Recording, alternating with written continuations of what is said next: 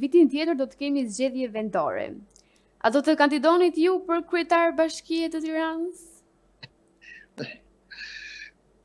Shiko, unë shpreva interesin tim për të ofruar nga shoqëria civile në kampin opozitar për kandidat për Tiranën, bazuar në profilin tim teknik, neutral si ekspert i qeverisjes vendore, si njëri që vjen nga pushteti vendor, si njëri që kam qenë në përfaqësuesi legjislativit në nivel vendor, përfaqësuesi legjislativit në nivel rajonal të Tiranës prej shumë vitesh. Pra kisha një njohje dhe kisha do të doja që t'ju aktheja mbrapsht qytetarëve të Tiranës, njerëzve të mi, komunitetit, ato që ato kanë bërë për mua, vetëm referuar pushtetit tim profesional. Kjo gjë nuk e gjeti terrenin e dur në atë lloj kohe.